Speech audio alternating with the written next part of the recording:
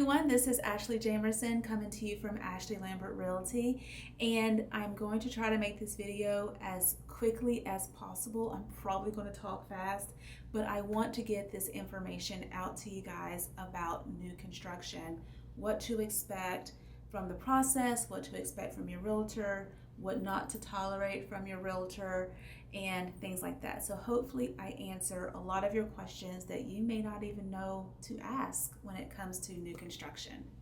So first and foremost, when you are driving around Charlotte or the surrounding areas, you're going to see all of these signs. There are so many neighborhoods that are starting right now for spring 2020. And you're going to see these signs and it's going to say join our VIP list, which is great. They're going to say starting in 200, starting in the low 300s, which is great. One thing to keep in mind, when it says starting in the low 300s, that typically is the base price. The base does not include things that you will see in the model that you will fall in love with in the model. So the model is going to have the highest elevation on the exterior, which means it's going to have the stone if that's an option, the best color selections. It's going to have a nice porch, an extended back deck. It's going to have things like that, things that cost money. When you walk in, it's not going to have level 1 granite. It's probably going to have level 4 granite. It won't have the 3 to 4 canned or recessed lights that would make any typical family happy. It may have 8. It may have an extra wall of windows. It will have the deluxe or the upgraded bathroom options, upgraded flooring, the duo colored or the bi-colored kitchen where it's white cabinets and like a gray island. It's basically going to have every upgrade that you can think about, and it's going to be priced accordingly. That house is not the same as the house as advertised, which is base. When you go new construction, you have to consider the things that you want in the house, how much it costs, obviously, and the lot that you select. So the lot premium. The lot premiums I have seen have went from $1,000 to $10,000 within a typical neighborhood. But once you go lakefront, obviously the price goes up, and that's based upon water frontage, if you get any, or water view and things like that. So those are some things to keep in mind. Don't fall in love with that starting price. The only builders that I know that actually stick to their guns on the advertised price is D.R. Horton Express and LGI Homes. They pretty much, it is what it is. Oh yeah, and Way Journey, but that's a different price range. You're not really going to find tons of $300,000 Express, LGI, and Way Journey homes around this area. So definitely think about that. Another thing that you have to consider is they make changes prior to turning the neighborhood over to HOA. So when you are building in a neighborhood, the builder typically has control of the HOA, and then it's handed over to the actual HOA management company, and they can make changes in the meantime before they hand it over. The roads are not technically public roads until after the neighborhood is done. They do a final layer of concrete, and then they hand it over to the city to, take care of the roads. Until then, you're just going to have like random potholes or just a lot of traffic from construction and things like that. Builders are doing really, really good at finishing up one section and then moving on, but every now and then they have a lot that just will not sell, and they've sold all the others and they have to get it going. So if you buy that lot, or if that lot is still for sale and everything else is done, just be mentally prepared that eventually that lot will be sold to someone, which will have construction traffic. So do you need a real estate agent when you are buying new construction? And I always tell people yes, because it's basically free if you're buying. I mean, why not have someone work on your behalf to make sure that the process goes as smoothly as possible? And the agent you hire, that is their primary job, is to make sure that the process goes as smooth as possible and that they protect your money. So that means that they are asking questions that you don't know to ask, because typically you're a first-time home buyer, this is your first build. They are checking on the property. They are being your eyes and your ears. They, again, know to ask questions if something sparks some questioning in their minds from their professional opinion from building or helping other clients. You want to make sure that they know what they're looking at. Like they have a really, really good idea. So I'm going to insert some video now of me checking out some properties this morning. I have 3 homes being built. All of them will be ready next month for LGI Homes out in the reserve at Canyon Hills. And I walk the properties. I take video, I take photos, I call, give them updates. And if I see something that seems a little sketch, I do mention it to the superintendent, someone on site before I leave, just to make sure that it's taken care of before my client has to worry about it. And if my clients do have a question about it, I can say, I know exactly what you're talking about, or I'm working on it. It's in the process, or it's done. That's even better. I've told them, they're taking care of it today. That's even better. That's like the best answer I can give my clients. What you do not want in a real estate agent representing you for new construction is someone who shows up during the contract when you sign all the documentation and then they disappear until basically closing or like the final walkthrough. That really didn't do you any service because they were not there checking on the build, checking on both beams, checking on things, advising you whether or not to get a pre-drywall inspection, making sure that the pre-drywall inspection repairs were made. What were they doing? What did they earn their commission? I mean, they were there to sign the paperwork, but what did they really do for you? You don't want an agent who's MIA, obviously. You also don't want an agent who does not know new construction. It's really important to have an agent who knows new construction very well because they know the timeline, what to expect. They can walk into a home and say, oh, we're 60 days or we're 45 days out. Now we should order this. This is what it should look like. Oh, this home not having X, Y, and Z, it's totally normal. That's not installed until later on. Because again, this is typically your first time building a new construction home and you're not going to know the timeline. All you know is the house is supposed to be done in November or the house is going to be done in 5 months from now. That's all you know. But I can comfortably say that I've helped enough people build new construction where I can walk through it and know what's going on. Or I can like read through things that the contractors leave behind and know what's missing and what's ordered and what's next and things like that because the paperwork's there. They haven't told me I can't look at it and it's there, so I do.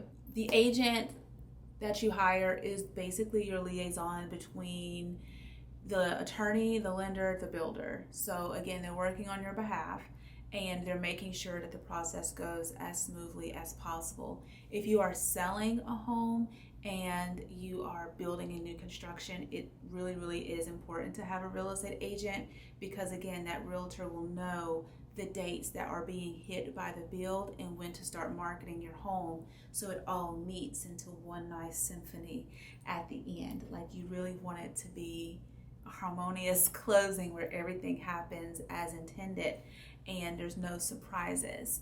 I'll give you a really, really good example. About a year ago, I had a client that was building a home out in Taylor Morrison in Concord, and they were also selling their home. And the seller, the wife, walked to the house and she said something is off about the island. I don't think it's big enough. And the whole reason for this floor plan was the island. I mean, the island was like amazing because it's a beautiful open floor plan. And so she actually ran into the on-site build guy, superintendent, contractor, and he said, no, it's fine. I measured it myself. It's the right size. And so this granite countertop was completely installed. Like the sinks was there, it was installed, it was done. It was a checklist item off.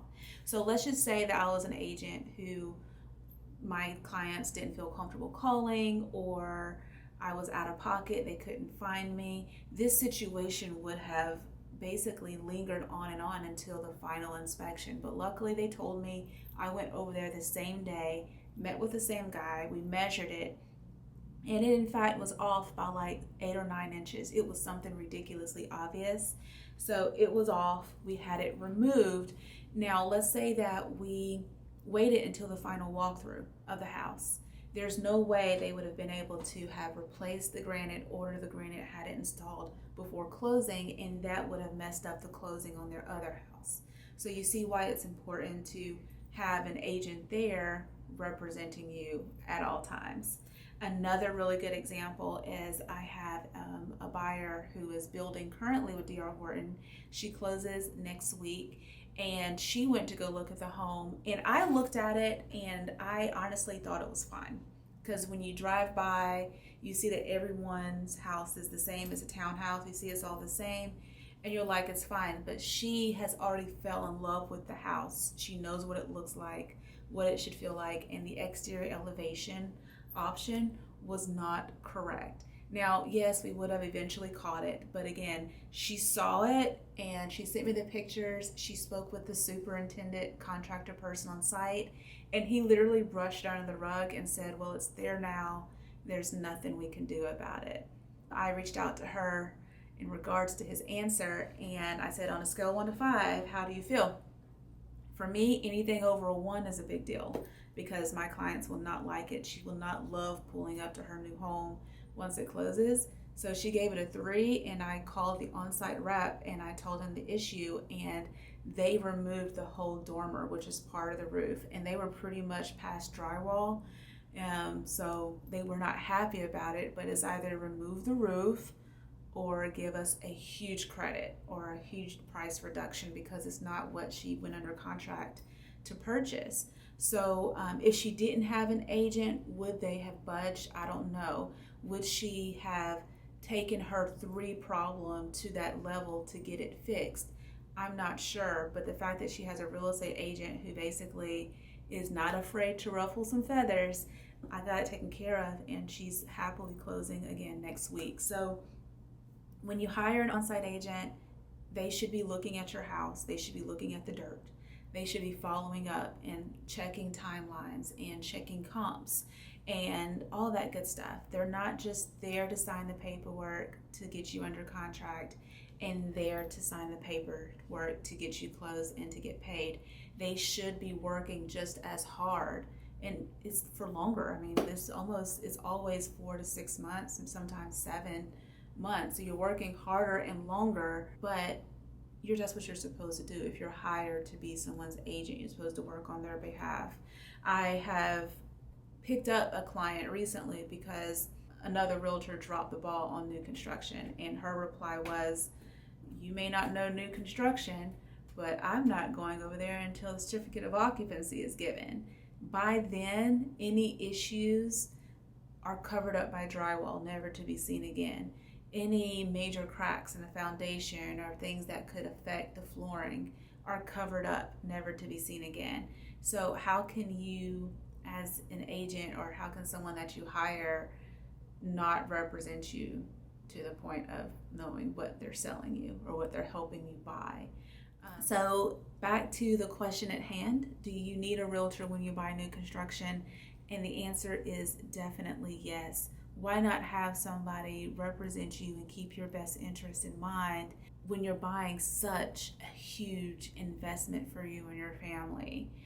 Definitely think about that. I mean, obviously go out and look at new construction, but let them know that you're working with a real estate agent and you're not really going to be moving forward until your realtor is there with you, because you don't really want to start signing stuff and being locked into anything and not feeling pressured like, oh, this is the very last lot. Like, don't feel pressured. Anyway, all of my contact information is below. I have great relationships with so many builders across the Charlotte area and the surrounding areas. Again, I am a core realtor with True Homes. What does that mean to you? It means that when you work with me, you're purchasing a True Homes home, you automatically get $1,000 to use in the design center. $1,000 doesn't go far in the design center, but it is possibly upgraded tile, upgraded bathroom stuff, upgrade appliances. $1,000, it's good. I mean, take it, it's free. So if you have any questions, comments, or concerns, all of my contact information is below, as well as a link to my calendar via the Calendly link.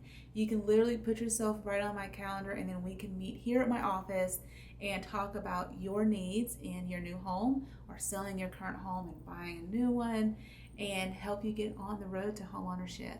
I look forward to talking to you soon. Bye.